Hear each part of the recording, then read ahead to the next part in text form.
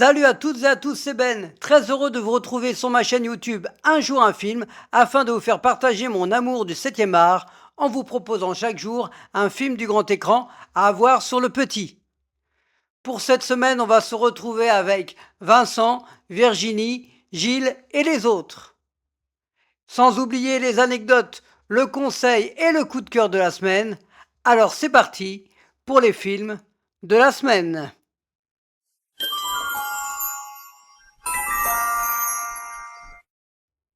Police est un film français datant de 2020, réalisé par Anne Fontaine, avec Omar Sy, Virginie Efira et Grégory Gadebois. La vie professionnelle et personnelle de trois policiers travaillant dans le 20e arrondissement de Paris. Anne Fontaine fait partie des réalisatrices françaises qui aiment faire des films bien différents les uns des autres, et c'est le cas avec Police, où elle arrive à nous faire partager ce quotidien de trois policiers. Le point fort est le choix des acteurs. Faire confronter trois personnalités fortes avec tout d'abord Virginie Efira, la femme du groupe, qui s'impose. D'ailleurs, l'actrice arrive toujours à entrer avec sincérité dans ses personnages, et c'est une fois de plus le cas ici.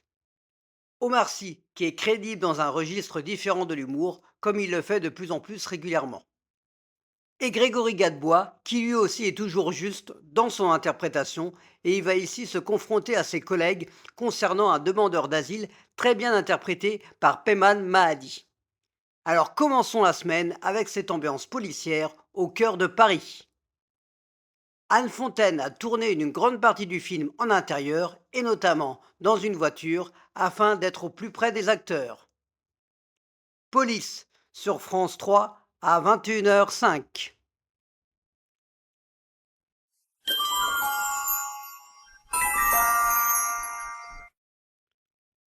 Jusqu'ici tout va bien est un film français datant de 2019, réalisé par Mohamed Hamidi avec Gilles Lelouch et Malik Bentala.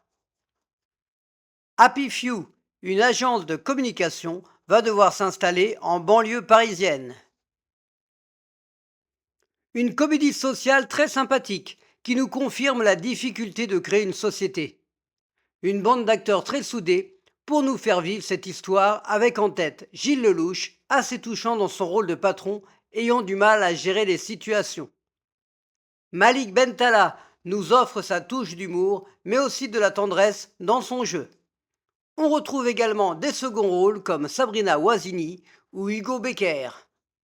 C'est bien joué et vous passerez un bon moment, alors n'hésitez pas. C'est le premier film qui va vraiment révéler Camille Lou, qui depuis a fait du chemin rapidement et qu'on a pu voir récemment dans la série Cat Size sur TF1.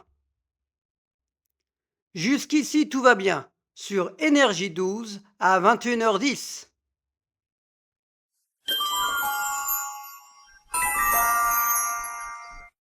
Un autre monde est un film français datant de 2021, réalisé par Stéphane Brisé avec Vincent Lindon et Sandrine Kiberlin. Un dirigeant d'un site industriel va devoir faire face au licenciement de plusieurs personnes. Un autre film social, mais cette fois plus tragique, dans le monde également de l'entreprise. Vincent Lindon arrive une fois de plus à incarner avec sincérité ce dirigeant qui va être confronté à la dure loi du marché du travail, ce qui va aussi avoir des répercussions sur sa vie familiale. Sandrine Kimberlin incarne cette femme désespérée, dépendante de la vie professionnelle de son mari, et elle est bouleversante. Le fils, qui est joué par Anthony Bajon, criant de justesse, confirme son talent de jeune comédien. Et plus surprenant, Marie Drucker, la journaliste, qui ici joue avec détermination une directrice qui se confronte au dirigeant Lindon. Pour l'histoire, pour les acteurs, un film à voir. Vincent Lindon retrouve Stéphane Brisé pour une 5e fois. On se souvient que l'acteur avait obtenu notamment de multiples récompenses pour son rôle dans La loi du marché. Un autre monde sur Arte à 21h.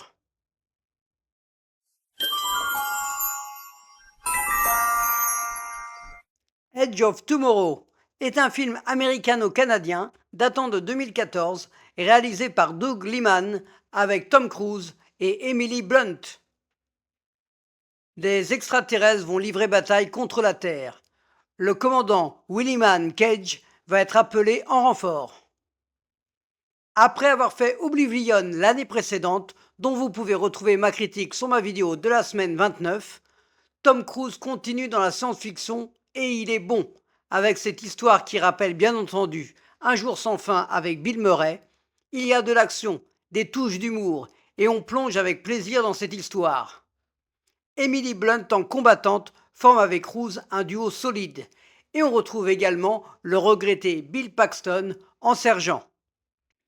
Si vous voulez voir le grand Tom Cruise dans une thématique qu'il explore plus rarement, n'hésitez pas à voir Edge of Tomorrow. Le film est tiré d'un roman japonais, All You Need Is Kill, écrit par Hiroshi Sakurazaka, sorti en 2004. Edge of Tomorrow, sur TMC à 21h25.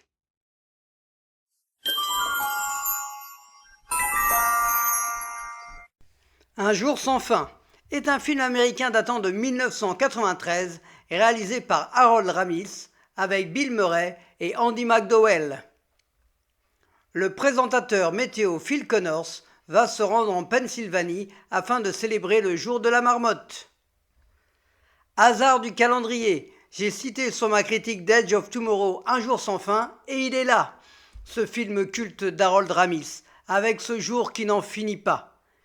L'acteur-réalisateur donne un rôle sur mesure à Bill Murray pour nous montrer l'étendue de son talent dans son humour grinçant. Andy McDowell, avec tout son charme et son jeu, nous manque, car elle est plus rare désormais au cinéma. Une réalisation dynamique pour vivre avec Phil Connors les événements qui arrivent encore et encore. La musique de Sonny and Cher, I Got You Babe, va être un élément à part entière dans le film. C'est un film à voir, à revoir, à revoir, à revoir sans fin. Le jour de la marmotte existe vraiment, c'est tous les 2 février et ça se passe en Pennsylvanie. Un jour sans fin, sur France 5 à 21h05.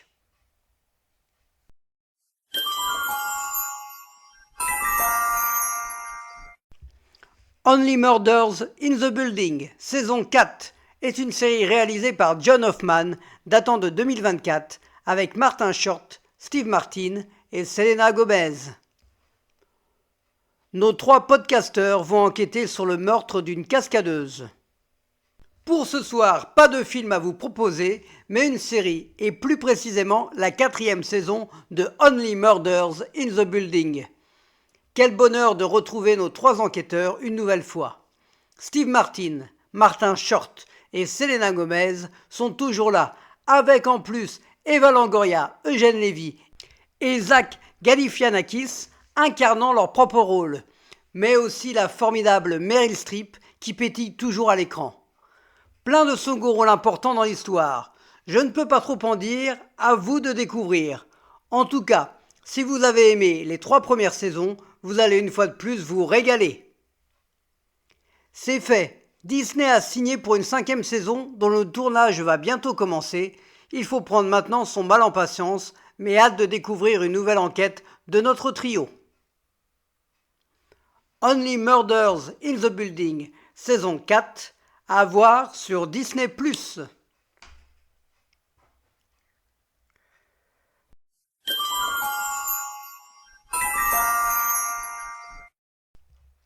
La guerre selon Charlie Wilson est un film américain datant de 2007, réalisé par Mike Nichols, avec Tom Hanks, Julia Roberts et Philip Seymour Hoffman. Le député Charlie Wilson va mettre en place une grande opération secrète, aidé par une mondaine et un agent de la CIA.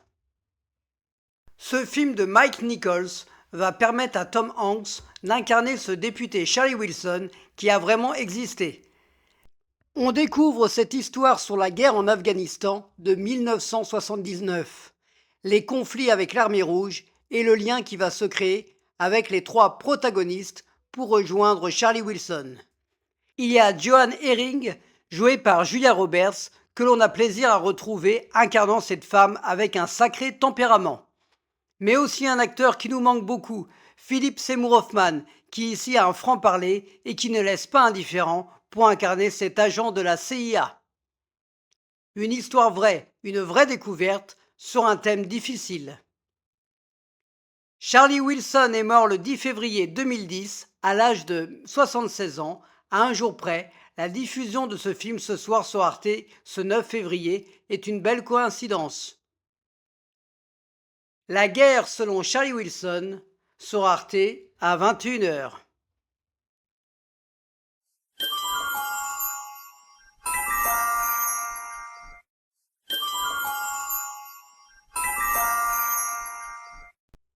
Et oui, pour cette semaine, mon coup de cœur de la semaine sera Un jour sans fin, un film à voir et à revoir indéfiniment.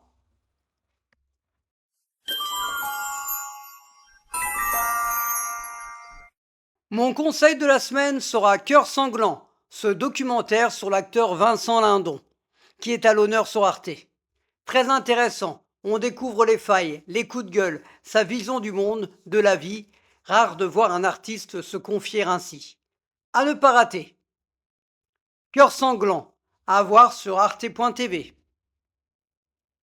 Voilà, c'est tout pour les films de la semaine. J'espère que cette sélection vous a plu. Alors n'hésitez pas à liker, à partager, à commenter et à vous abonner si ce n'est pas encore fait. Vous pouvez retrouver également ma vidéo sur l'année 1977. Pensez à activer la petite cloche afin de recevoir les notifications pour découvrir le film du jour. Je vous souhaite une bonne semaine à toutes et à tous et à la semaine prochaine.